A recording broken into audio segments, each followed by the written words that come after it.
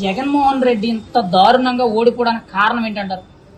జగన్మోహన్ రెడ్డి అంత దారుణంగా ఓడిపోతాం కారణం అతనిదంతా ప్లాన్ అంతా పవన్ కళ్యాణ్ కించపరచడం. అతనే కాదు, అతని వర్గం అందరూ కూడా ఆఖరికి పవన్ కళ్యాణ్ ఇంట్లో మహిళల్ని కూడా తిట్టించాడు. అది పైన భగవంతుడు ఉంటాడు. నాకు నచ్చిన దేవుడు నాకు ఉంటాడు, మీకు నచ్చిన దేవుడు మీకు ఉంటాడు. ఏ దేవుడన్నా సరే మనం తప్పు చేస్తే దేవుడు వదిలిపెట్టడు. వేళ వాళ్ళ గొయ్యి వాళ్లే తీసుకున్నారు. ఇంట్లో మహిళల్ని పిల్లల్ని సన్నాసి ఎవడో ఒకడు అన్నాడు, నీకు కూతురు ఉందని. చిన్న పిల్ల అప్పుడు, ఇప్పుడు కొంచెం పర్వాలేదు, అప్పుడైతే 7 ఏళ్ళు 8 ఏళ్ళు అప్పుడు ఆడన్నప్పుడు. కానీ ఆడికి పుట్టగతి లేకుండా పోయాయి. అలాగా మనం ఒక మాట అనే ముందు ఆలోచించుకోవాలి. ఎందుకంటే అతను చేసుకోవాలంటే రాజకీయం పెద్ద లెక్క కాదు. అతను సంవత్సరానికి 2 సినిమాలు తీసుకుంటే గోల్డ్ డబ్బులు సంపాదించుకుంటారు. కాకపోతే ఏదో ప్రజలకు సేవ చేయాలని వస్తే ఆ మనిషిని పట్టుకుని అతని మనుషులు కావాలని ఉసిగలిపి తిట్టించి ఎలా మొత్తం భవిష్యత్తు లేకుండా పాడు చేసుకున్నారు. ఎందుకంటే పవన్ కళ్యాణ్ ని అన్ని మాటలు అంటాం, వాళ్ళు దేవుడు కూడా చూడలేకపోయాడు.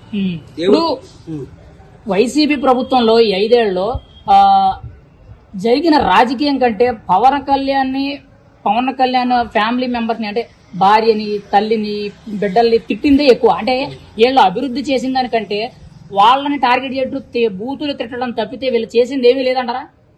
వాళ్ళైతే అసలు ఆ రాజకీయం మీద పెట్టలేదు.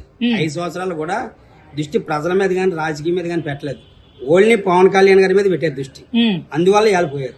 ఇప్పుడు ఒక మనిషి మీద పెడితే దృష్టి ఇక్కడ మన బతుకుదేరి ఏమైపోతుందన్న చూడలేదు. అది మరి ఈ 5 ఏళ్లలో ప్రతి ఒక్కడికి బటన్ నొక్కాం, 130 సార్లు బటన్ నొక్కాం, డబ్బులు పడ్డాయి అని అన్నారు. ఇవాళ మరి ఆ డబ్బులు తిన్న ప్రతి ఒక్కడు వాళ్ళకి విశ్వాసం ఉందా లేదంటారా? మరి జగన్మోహన్ రెడ్డిని ఎంత దారుణంగా దెబ్బకొట్టారు. అది డబ్బులు మీకు చెప్తాను కదా. ఎందుకంటే 10,000 15,000 ఎత్తే సుఖం ఉంది. నిత్యావసర వస్తువులు మెయిన్.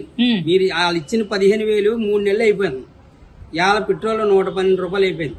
ఇది వరకు 80 రూపాయలు ఉండేది, అంటే 30 రూపాయలు అందులో యాక్ట్ అయిపోయింది. తర్వాత కిలో కందిపప్పు 200 అయిపోయింది, 60 రూపాయలు ఉండేది, 140 రూపాయలు యాక్ట్ అయిపోయింది. ఇలా 15,000 13,000 12,000 బటన్ నొక్కి ఇచ్చిన డబ్బులు 3 నెలలు లాగేస్తారు. అది ప్రజలు గమనించారు. అంటే మీ దగ్గర ఈతగా ఇచ్చి తాటిగా దొబ్బుకెళ్ళిపోతున్నారు. అంటే ప్రజలు గమనించారు, మాకు ఆ 13,000 వద్దు, మాకు నిజమైన నిక్కరసైన భవిష్యత్తు కావాలి అని ప్రజలు గమనించారు. అది ఇప్పుడు దాని వల్లే జగన్మోహన్ రెడ్డి పతనం అనేది వచ్చింది. పవన్ కళ్యాణ్ కూడా చాలా మీటింగుల్లో ఒకటే చెప్పాడండి, జగన్ గుర్తు పెట్టుకో, నిన్ను అధపాతాలకు తొక్కపోతే నా పేరు పవన్ కళ్యాణ్ కాదు అని అన్నాడు. ఈ రోజు అదే జరిగింది. అంతకు మించి జరిగింది అనొచ్చా? అంతకు మించి జరిగింది. ఎందుకంటే ఇవాళ ఎక్కడ కనుమరుగు లేకుండా పోయారు. అది ఏంటంటే వాళ్ళు చేసిన పాపాలు ఎక్కువైపోయి వాళ్ళ కనుమరుగు లేకుండా పోయారు.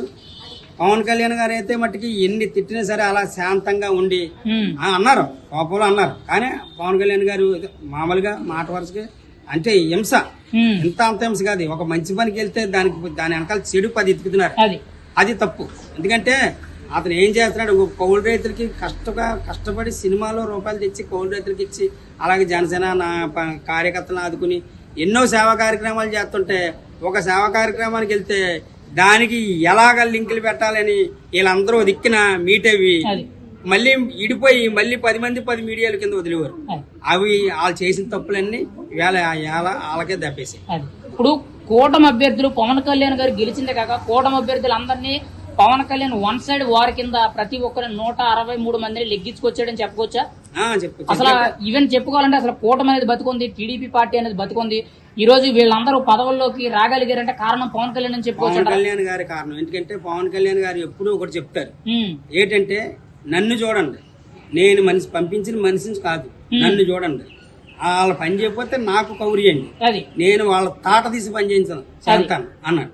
అదే మాట ప్రజలు అందరూ నమ్మేది. అది ఎందుకంటే నన్ను చూడండి, నేను పంపించిన మనిషిని చూడకండి, నన్ను చూసి ప్రతి ఒక్కరిని గెలిపించండి అని పవన్ కళ్యాణ్ గారు ఎన్నో స్టేజీల్లో మీటింగ్లో చెప్పారు. ప్రజలు కూడా పవన్ కళ్యాణ్ గారిని నమ్మారు. 10 ఏళ్లు పవన్ కళ్యాణ్కి ఏ పదవి లేకుండా, కనీసం ఒక వార్డు మెంబరు, పంచాయతీ ప్రెసిడెంట్ ఏ పదవి లేదండి. అయినా కూడా విలువలతో కూడి నీతి నిజాయితీతో రాజకీయాలు చేసి ఎంతో మందితో మాటలపడి ఈ రోజు ఆయన ఎమ్మెల్యే కింద లెగ్గాడు, ఇంతమందిని గెలిపించాడు కదా. ఆయన అసలు ఏ పదవిలో ఉంటే బాగుంటుందని మీరు అనుకుంటున్నారండి? ఆయన చేసిన త్యాగానికి సీఎం పోస్ట్ కూడా సరిపోతుంది. ఎందుకంటే ఇవాళ ఇంతమంది నెగ్గారు అంటే ప్రజలకి అంత హామీ ఆయన ఇచ్చారు. అంటే హామీ ఏంటి? నమ్మకం. ఉమ్, ప్రజలకు ప్రతి ఓటర్కి కూడా ఈయనంటే ఒక నమ్మకం కలిగించినప్పుడు అతను సీఎం అయినా సరే తక్కువే. అది ఎందుకంటే తర్వాత ఈ కూటమి ఏర్పడడానికి కూడా చాలా హింస. ఆయన కూడా ఆ సభలో కూడా చెప్పాడు, నేను చాలా కష్టపడ్డాను ఈ కూటమి ఏర్పాటు చేయడానికి. అంటే వ్యతిరేక ఓటు చీల్చకుండా ఇతను ప్రజలందరూ నమ్మించి ఇలా ఫామ్ అవేరు అంటే అది ముఖ్యంగా పవన్ కళ్యాణ్ అనే కారణం. ఆయన సీఎం చేస్తేనే మాకు బాగుంటుందని మేము అనుకుంటున్నాం.